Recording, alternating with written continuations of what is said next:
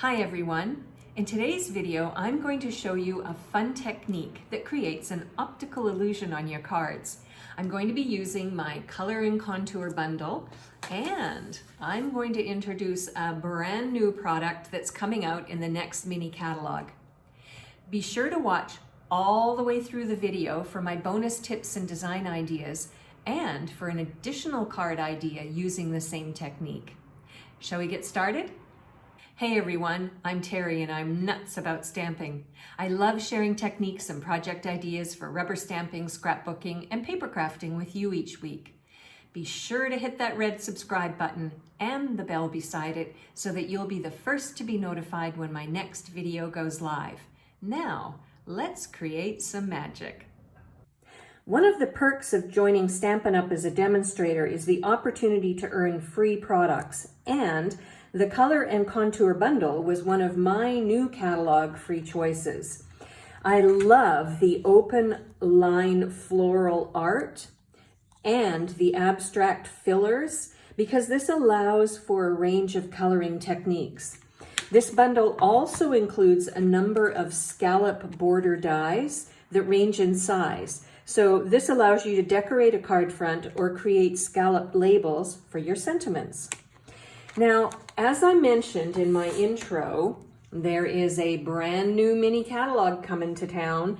It goes live in August, and if you have been one of my customers in the past, which means you've placed an order with me at my online store, watch your mailbox. Anytime towards the end of this month, you should see the mini catalog arrive along with a bonus catalog which has free selections. With a $50 order, you can choose one of these products for free.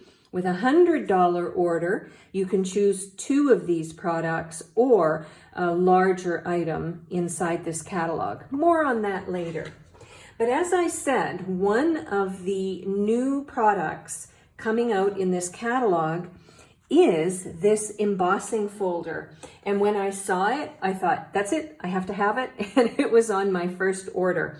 So let's have a look at what this looks like when it's embossed. I have a piece of Whisper White cardstock.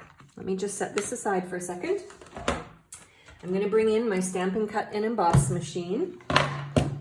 And I'm going to use my Platform 1, which is a little bit it's a little bit narrower or less deep than the magnetic platform. And I'm going to put this Whisper White cardstock inside the folder. Get it nice and straight. Set it down, and then I'm going to use plate number 4. Put this on top. Everything is organized by when you order a Stampin' Cut and Emboss machine. All of these additional plates come with it. And it's really easy to figure out what to use for what. All right, so let's have a look at this. This is a 3D embossing folder. And so you get this really cool, I think you can see it in the video. It's like it's bumpy and flat, and it has words, and it has, I don't know, I just think it's so cool. And I think the name Time Worn Type is appropriate because it does sort of look old world school-ish. So that's one of the layers for my card. And I'm going to bring in a piece of basic white cardstock, and I have one of the images from the Color and Contour stamp set, and I'm going to stamp it using Misty Moonlight. This is going to be one of the colors that I'm going to use for this amazing technique. All right, so I've got that inked up. I'll stamp it down. There we go. I'll clean that in a little bit. I'm done with my Misty Moonlight. Now I'm going to bring in Bumblebee. And I've got, so this is an outline stamp, and now I've got the filler to go with it. So I'm going to ink the filler stamp with Bumblebee, and I'm going to stamp it down. I love that you can see through these stamps This is sort of like an Art Deco, so the second stamp is not meant to be perfect. It doesn't line up perfectly, and it wasn't designed to do that. So if you stamp off just a little bit or a little bit outside the lines, don't panic. That is part of the design of the stamp set. That's why it's sort of this Art Deco-y kind of look. All right, so now what I'm going to do is bring back in my Stampin' Cut and Emboss machine. And this time, I'm going to use my magnetic platform. And then I've got the 2 plates that go with it.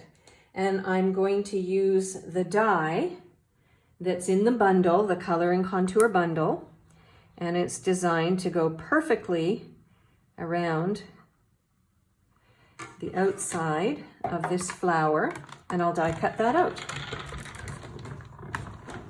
All right, there we go. My flower is ready to add to the front of my card when my card is ready. So now it's time to learn this fun technique. It's called floating strips, and I think it's so cool because of this optical illusion that it creates. Now you may not be able to see this very well in the video, but I have a piece of window sheet here. In the catalog, Stampin' Up sells 12 by 12 sheets that are called window sheets.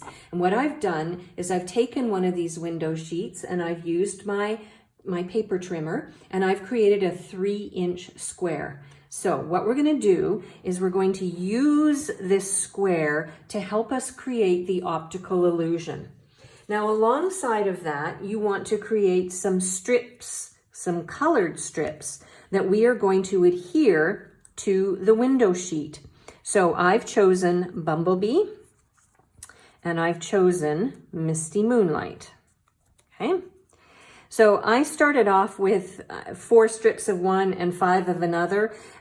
You can play with it depending on the size of the image that you want to use with the window sheet. So because mine's a 3-inch square, I've cut my strips 3 1/4 by 1/4. But again, it depends on what you're going to do for your card at home. Now, in addition to that, we have a couple of other things we need. We need, I suggest the silicone craft sheet because we're going to be doing a lot of gluing, and you can apply the glue here and then attach it to the window sheet, and hopefully you won't make a sticky mess all over everything.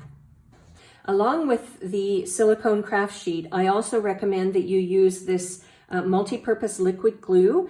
The reason being is it doesn't dry immediately, so you have a chance to reposition as you're laying your strips out onto the window sheet.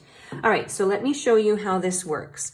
I'm going to start off with a piece of Misty Moonlight. Now I know that I have an overhang, so I don't want to put glue all the way across over the ends. This time I may have to sacrifice one of my grid sheets because I want to use the lines in the grid sheet to help me line up the placement of my strips. So I'm going to start with a Misty Moonlight. And then I'm going to add Bumblebee next. And I want to have just a sliver of the window sheet showing through. Like so. Now, this doesn't have to be perfect, so don't get all OCD about it. Just add your glue and lay your strips down.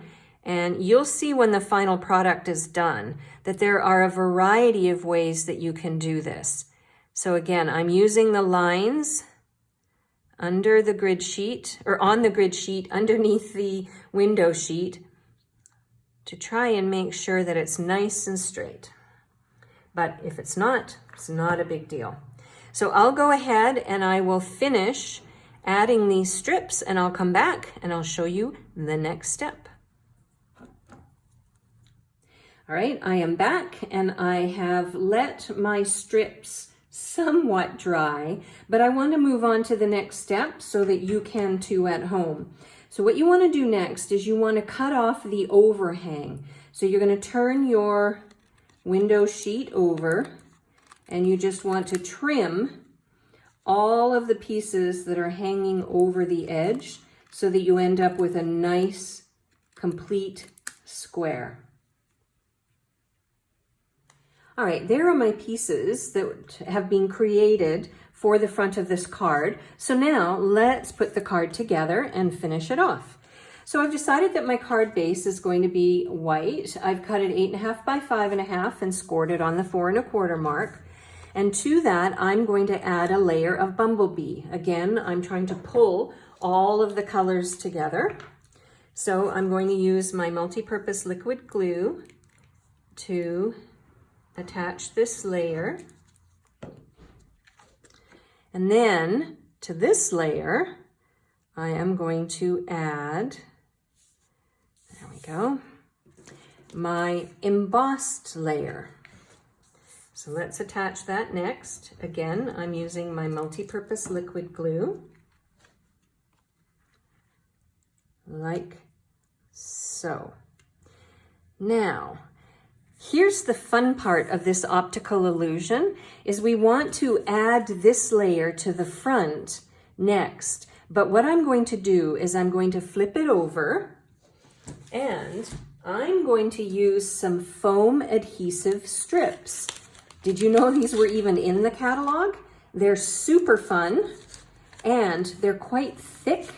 You get a couple of sheets inside. You get 40 strips in here. So you've got lots of use for it.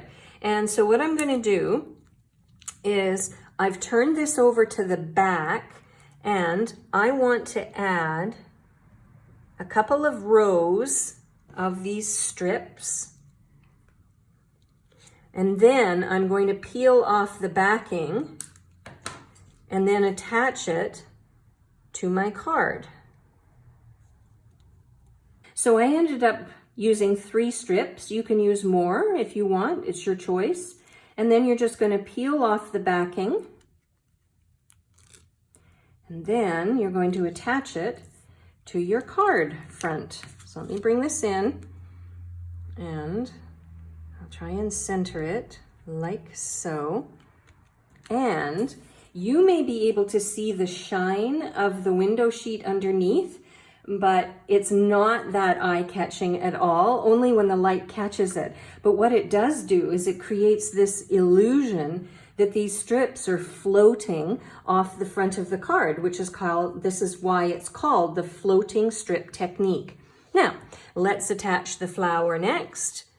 I think what I'll do is I'll use some Stampin' Dimensionals, maybe some of the bigger ones. And I'm going to leave the stem part just floating free, since everything on this card is floating anyway.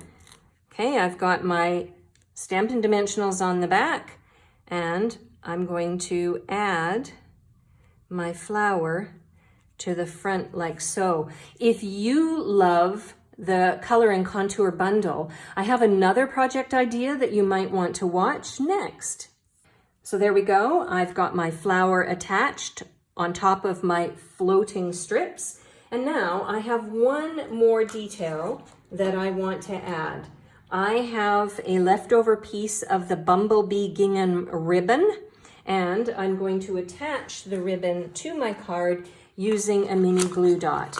And there we go. So I've got my ribbon attached, and at this point, I might think about some other embellishments that I want to add. I might wait and put a phrase on the inside once I determine how I'm going to use this card. But let me show you another idea that has some additional embellishments. Here's a second idea. I used my Meadows dies, and this time, instead of a square, I created a circle using the window sheet and one of my layering circles dies. And I decided to go with a black and white theme. I used the phrase that comes along in the stamp set, and then I added some pearls. These are 3 pearls, basic pearls jewels, that I colored with a Sharpie marker so that they would be black. So here are 2 different ideas for the same theme. I would love if you would leave me a comment underneath this video and tell me which one you like best. Do you like the black and white, or do you like the Bumblebee and Misty Moonlight? Regardless, if you would like a complete listing of the supplies that I used and the measurements for all of these products, head on over to my blog, www.nutsaboutstamping.com. And I also invite you to join my free mailing list so that you can get insider tips and ideas to take your card making to the next level. I will leave a link in the description box under this video. You can click on that link to join my mailing list. I'm Terri. I am Nuts About Stamping. I hope you'll try this optical illusion someday soon. Bye for now.